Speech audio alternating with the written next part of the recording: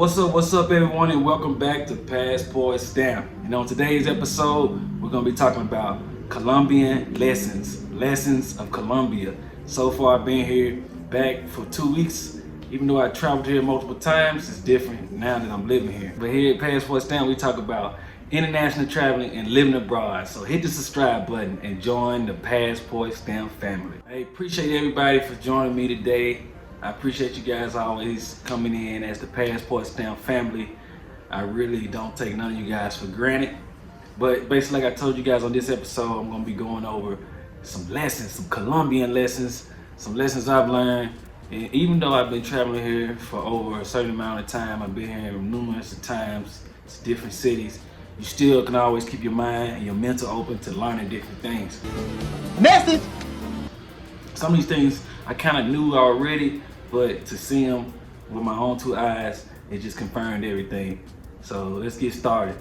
I'm going on my 3rd week right now, but it's different when you live here because when you traveling here, things are kind of fast for you. You're moving fast, you're trying to get a lot of stuff done. You may be here for business, you may be here for leisure, holiday, vacation, whatever it may be. So time is moving a little bit faster. But when you live in here, I'm gonna tell you right now that things tend to slow down for you. You started to see things that you wouldn't usually see, pay attention to more things you wouldn't pay attention to. And at the end of the day, it's a good thing because you learn more about the culture, more about the people, because you're not in a rush. You're not in a rush. You're taking your time, you're patient. You look at the outcome of things a little bit different. So I just want to give you a couple of lessons, a couple of things that I've learned, I saw with my own two eyes while being here for these 3 weeks. All right, let's go with numero uno. When you use an Uber, or if you use a taxi, a cab, or whatever you guys call it, Americans have become with this mentality that we have this stigma over us that we slam doors. Get out of my house and don't slam that door. All right, man. Hey, you kids quit slamming my goddamn door. Which may be true. Which may be true. I think about it, and I'm coming from Memphis, Tennessee, and I've been to different cities, New York, Florida, Miami. And I'm trying to think, do we slam our doors when we get in the car? I think we do. Because here, I notice anytime, not all the time, but sometimes when you get out of that car with an Uber driver or a taxi, they don't let you close the door. They'll grab the door themselves and close it gently. Because Americans are known for swinging the door wide open or swinging the door when they close it. Even that little sound of a dunk, to them, it's considered like you slam the door, and it can be very disrespectful. So for me, when I get in the cab, I get in the taxi and I leave, I grab the door with 2 hands like a rabbit and I just gently push on it. What? Bro, what are you talking about, man? They look at me like, we like you, you've been paying attention. But that's just one thing that I've noticed. It's small, but I know people pay attention to things like that. So slamming doors is like, it's really considered disrespect. Even though we may not think we slam the door, but the way we close the door in America, we close the door like we still got a 1987 Chevy Caprice when, times have changed now. So numero dos, one thing that I noticed while being here is the honking of the horns. I really never paid attention to it when I've come here all these times. I don't pay attention to the reason most people honk their horns. But now that things have slowed down a little bit, I realized that most of the people that live here in Medellin, I don't know about in other cities too, when they're honking the horn, they're really communicating to each other. They're not mad at each other. They're not like if you in Cali or California or Memphis or wherever you may be, Chicago, Detroit, whatever, Miami, when somebody, I don't know about y'all, but when somebody honks the horn, it's kind of a form of disrespect. You have people doing road rage, fighting. It's been deaths behind just honking your horn, because it's a sign of like, rushing you or disrespect. Here, don't get me wrong, they may have some times where it's like that, but the majority of times when I see people honking horns or trucks or motorcycles or mopeds, it's usually the communication letting the person know, like, I'm here or I'm letting you go past. you know, whatever it may be, they're communicating most of the time with just the honking of the horn instead of like being in a rage with the horn. So about, okay, I'm gonna let you go, honk the horn. Okay, I'm gonna let you know, beep, beep, I'm right beside you. You know what I'm saying? I'm right beside you. But it ain't disrespect, it's more just communication. Numero tres, this is everybody. One thing I did notice, one of the lessons of Colombian lessons I learned while being here this time is, if not all, the majority of the cab drivers and Uber drivers, they got a machete or a knife or something for protection. Not to do any harm to you, but for protection. I'm just telling you 100%. It's just like how America, somebody might be driving with protection just in case something goes wrong. Well, here, the taxi drivers, they stick together, and majority of them, they got a blade, a pocket knife, a machete. I've seen it at least 3 times.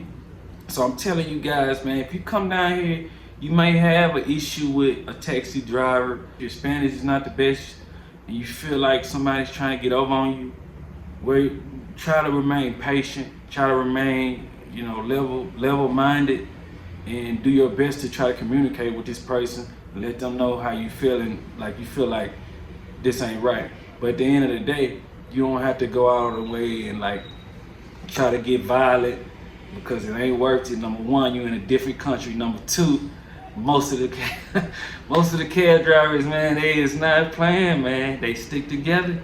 They make one little phone call on their WhatsApp, and you're gonna see at least 10 cab drivers pulling up on you.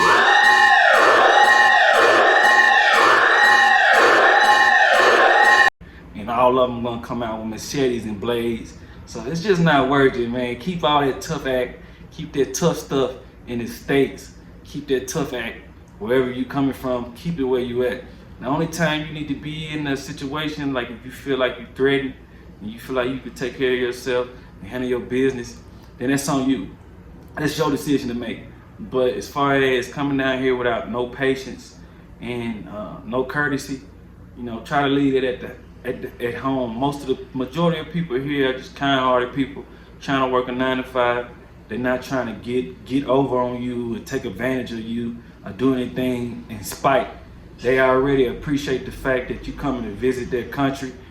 You remain respectful, you're gonna get respect back. All right, back to it. Numero cuatros that I've noticed this in the past. Like I said, I've been here multiple times.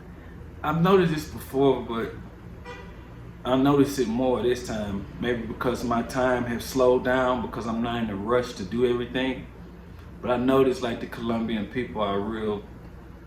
They take their time with things. They don't rush into things like, yeah, compared to in the States where we hustling and bustling and we moving and everything's in a rush, and you trying to get here, you gotta go to this job, you gotta go pick up these.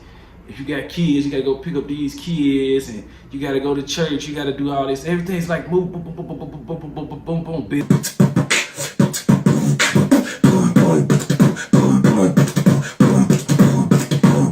Build, boom, boom, boom, boom, boom, boom, boom, boom. Here, like I said, I feel like the people are more. The time is more like they're more catered to their time. You know what I mean? Like it's not. I'm gonna be here at 12 o'clock. Nah, I'm gonna be there between 12 or 1. You know what I'm saying? Like it ain't no rush. It ain't no rush. You know what I'm saying? I'm gonna be there. I'm gonna give you a time, but it ain't like that. You know, it's kind of like how I hope Colombians don't take this the wrong way. To me, it's like how you go on your date, and you be at your bar or whatever, the restaurant, and you may be sitting there. I don't know, 30 minutes, I don't know, 20 minutes. Hopefully you ain't sitting there for no hour, but you sitting there waiting on your date and then she come in late. You know, it's kind of like that, man. It ain't like, you gotta be here, you gotta do this, you gotta do that. Like the people just take their time with things, you know. Numero cinco, this is gonna be my last one. I just wanna give y'all some juice. Y'all probably noticed in my video, I got back to my working out. You know, I've been back to my jogging, back to my exercising.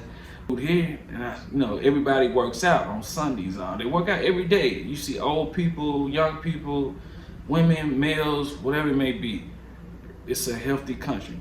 So for me, like I said, I'm around all these people that's working out. Everybody's so fit, and a lot of people. It's a workout type of environment. It's its atmosphere, so it kind of just rubs off on you. If you look out your window one morning and you see over 100+ people just on your side of the street exercising, I don't know, that's gonna do something if you're just sitting on the couch.